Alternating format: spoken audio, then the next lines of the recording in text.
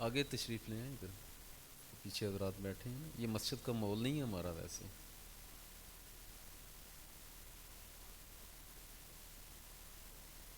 جو تو ہمارے ہیں نا پکے، آپ تو ادھر محلے کے ہی ہیں.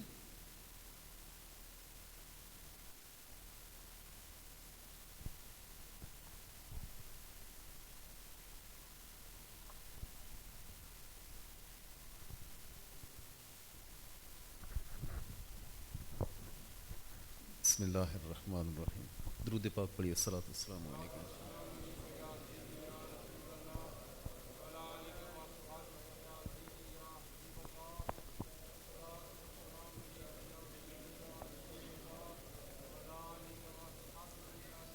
حضرت سیدنا امام حسن رضی اللہ تعالی عنہ کا یہ طریقہ مبارک تھا کہ آپ جو یہ 15ویں شعبان کی رات ہے،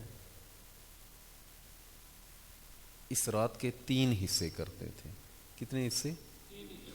سارے بولیں کتنے حصے؟ مثلا مغرب سے لے کر طلوع فجر تک، میں مثال دیتا ہوں، تقریباً یہ سمجھ لیں کہ آج بنتے ہیں 10.5 گھنٹے. کتنے تقریباً؟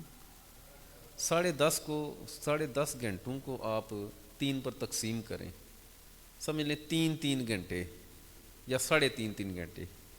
تو پہلے 3 گھنٹے سمجھ لیں یا 3.5 گھنٹے یا پہلا تیسرا حصہ جو ہے وہ صرف اور صرف سرکار پر درود پاک پڑھتے ہوئے گزارا کرتے تھے.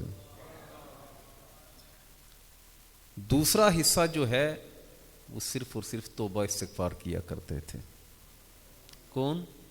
امام حسن، جن کے بارے میں آقا نے ارشاد فرمایا ابنی ھذا سید، میرا یہ بیٹا سردار ہوگا. فرمایا کہ اللہ عز و جل اس کے ذریعے سے مسلمانوں کے 2 بڑے گروہوں میں صلح پیدا فرمائے گا. اور تیسرے حصے میں آپ جو اس رات کا تیسرا حصہ ہوتا، اس میں آپ نماز کی یعنی نوافل کی، رکوع و سجود کی کثرت کیا کرتے تھے. یہ رات جو ہے پارہ نمبر 25 سورہ دخان کی آیت نمبر پہلی جو 5 آیات ہیں، چونکہ ٹائم کم ہے تو ان میں لیلہ مبارکہ یعنی مبارک رات کے نام سے اس رات کو یاد کیا گیا ہے. یہ رات ایسی رات ہے، سرکار دو عالم صلی اللہ علیہ وسلم نے ارشاد فرمایا کہ اس رات میں ہے اللہ عز و جل بنو کلب ان کی بکریوں کے بالوں کے برابر اللہ عز و جل گناہگاروں کی مغفرت فرماتا ہے. اس رات میں اللہ عز و جل خاص تجلی فرماتا ہے. تجلی اعظم اسے کہتے ہیں.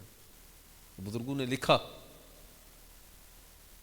کہ لیلۃ القدر کے بعد یعنی رمضان شریف میں جو 27ویں شب ہوتی ہے، 27ویں شب عموماً اسی کو لیا جاتا ہے. ویسے تو آخری عشرے کی طاق راتوں میں کہا گیا کہ تلاش کرو. لیلۃ القدر کے بعد سب سے افضل رات جو ہے وہ شب برات کی رات، شب برات ہے. یہ شب کہتے ہیں رات کو، اور برات آزادی کی، چھٹکارے کی. اس کو لیلہ مبارکہ یعنی برکت والی رات بھی کہتے ہیں، لیلۃ الصق بھی کہتے ہیں، رجسٹر والی رات یعنی اس میں رجسٹریشن ہوتی ہے. کس کی؟ مرنے والوں کی. آئندہ سال کس نے مرنا ہے، کس کو کتنا رزق دینا ہے، کتنے لوگوں نے حج کرنا ہے. بزرگوں نے فرمایا کہ بندے ہوتے ہیں وہ مکان بنانے کے چکر میں ہوتے ہیں، شادی کرنے کے چکر میں ہوتے ہیں، حالانکہ ان کا نام مرنے والوں کی فہرست میں لکھ دیا جاتا ہے. یہ رات ایسی رات ہے کہ اللہ عز و جل اس رات میں خاص تجلی فرماتا ہے.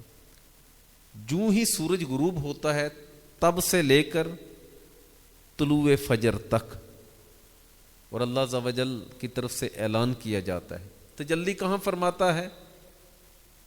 اتنا قرب مکانی نہیں نہ قرب زمانی، تفصیل ہے اس میں، کہ آسمان دنیا پر اللہ عز و جل کی خاص تجلی ظاہر ہوتی ہے اور اعلان کیا جاتا ہے ہے کوئی رزق مانگنے والا کہ اسے رزق عطا کروں؟ اور یہاں میں بات کھول کر بیان کروں، رزق سے مراد روٹی نہیں ہے، صرف روٹی کو رزق نہیں کہتے، صرف مال کو رزق نہیں کہتے۔ کوئی بندہ بے اولاد ہے، اولاد بھی رزق ہے، اولاد کی دعا مانگے، اس رات میں اللہ عز و جل دعا کو شرف قبولیت عطا فرمائے گا۔ اگر کوئی بندہ تنگ دست ہے مالی طور پر، وہ اللہ عز و جل سے رزق حلال کی درخواست کرے، دعا کرے، اللہ عز و جل اس کے رزق حلال کے لیے، رزق حلال کے دروازے اس کے لیے کھول دے گا۔ رزق کیا ہے؟ اللہ کی دی ہوئی ہر شے رزق ہے۔ اولاد بھی رزق، سانسیں بھی رزق، عمر بھی رزق، زندگی بھی رزق، گھر بھی رزق، اولاد بھی رزق، میاں بیوی، میاں کے لیے بیوی اور بیوی کے لیے میاں، والدین بھی رزق، خوشیاں بھی اللہ کا رزق ہیں اور غم بھی اللہ کا رزق ہے۔ غم ملے تو اللہ عز و جل کی نافرمانی میں ملنا چاہیے، اگر نافرمانی ہو جائے تو جس کا دل اس کی یاد میں غمگین ہوا وہ دل کو روشنی بھی عطا فرماتا۔ دوسری بات جو اللہ کی طرف سے اعلان کیا جاتا ہے، کہا جاتا ہے کہ ہے کوئی استغفار کرنے والا، مغفرت کرنے والا کہ میں اسے بخش دوں؟ ہے کوئی بخشش طلب کرنے والا کہ میں اس کی بخشش کر دوں، اس کی مغفرت کر دوں؟ اللہ جس نے بخشنا ہے وہ بلا کر کہہ رہا ہے۔ اور آقا نے ارشاد فرمایا کہ اس رات اللہ عز و جل بنو کلب کی بکریوں کے بالوں کے برابر گناہگاروں کی مغفرت فرماتا ہے، ہاں مشرک کی مغفرت نہیں فرماتا۔ نمبر 2، جادوگر کی مغفرت نہیں فرماتا۔ نمبر 3، تکبر کی وجہ سے جو بندہ کپڑا لٹکائے، یعنی ٹخنوں سے نیچے تکبر کی وجہ سے تہبند کرتا ہے، ٹخنے چھپاتا ہے، ٹخنوں سے نیچے پائنچے کرتا ہے، تکبر کی وجہ سے اس کی بھی اللہ مغفرت نہیں فرماتا۔ شرابی کی بھی اللہ مغفرت نہیں فرماتا، زانی کی بھی اللہ عز و جل مغفرت نہیں فرماتا، جادوگر کی بھی مغفرت نہیں فرماتا۔ اللہ عز و جل اس بندے کی بھی مغفرت نہیں فرماتا جو بندہ رشتہ داریاں، رشتے توڑتا ہے، جو پھوٹ ڈالتا ہے، خود توڑتا ہے یا تڑواتا ہے، ادھر کان بھرے، ادھر بھرے، ادھر بھرے، ادھر بھرے۔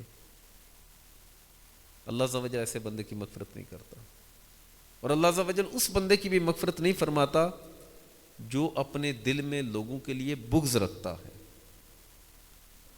ہر وقت اسی آگ میں جلتے رہنا، کس طرح کس کو پھنساؤں، کس طرح کسی کا نقصان کروں، کس طرح لڑاؤں، کس طرح یہ بندہ جو ہے اس کو گھٹنوں کے نیچے دوں، کس طرح جو ہے اس کی عزت کے ساتھ کھیلوں۔ ایسے بندے کی بھی اللہ عز و جل مغفرت نہیں فرماتا۔ اس رات میں سرکار دو عالم صلی اللہ علیہ وسلم نے ارشاد فرمایا قیام کرو، اور اس کی صبح میں یعنی دن کو اس میں روزہ رکھو، اور ایک روایت کے مطابق اللہ عز و جل 20 مقبول حج کا ثواب عطا فرماتا ہے۔ یہ رات توبہ کی رات ہے، یہ رات برکت کی رات ہے، یہ رات رحمت کی رات ہے۔ اگلے سال ہم میں سے پتہ نہیں کوئی ہوگا کوئی نہیں ہوگا، پچھلے سال یقیناً ہم میں سے حضرات موجود ہوں گے، ہمارے ساتھ اٹھنے بیٹھنے والے، چلنے پھرنے والے، کھانے پینے والے، ہمارے ساتھ مذاقیں بھی کرنے والے، مزاح بھی کرنے والے، خوش طبعی کرنے والے آج ہمارے درمیان موجود نہیں ہیں۔ تو ان لوگوں کو ہی ذہن میں رکھ کر یہ رات گزاریں کہ اگلے سال پتہ نہیں کون ہوگا یا نہیں ہوگا۔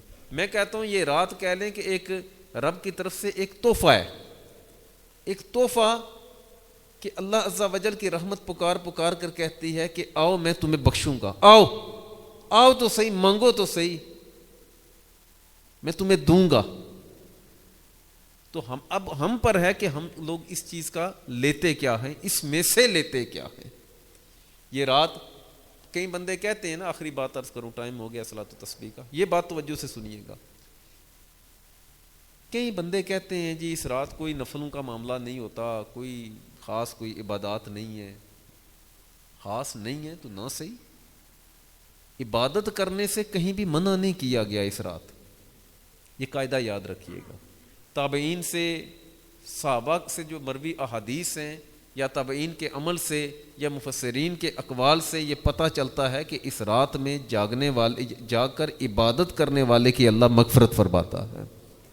میں اصل کہتا ہوں کہ اس کا تعلق رمضان سے ہے کہ عادت کے طور پر، یعنی رمضان سے پہلے اللہ نے یہ رات عطا فرمائی تمام مومنین کو کہ اس رات میں اللہ سے مانگے نا دعا، اللہ عز و جل اس رات کے صدقے ہمیں رمضان بھی عطا فرمائے اور رمضان میں بھی نیکی کرنے کا اللہ عز و جل ہمیں جذبہ عطا فرمائے۔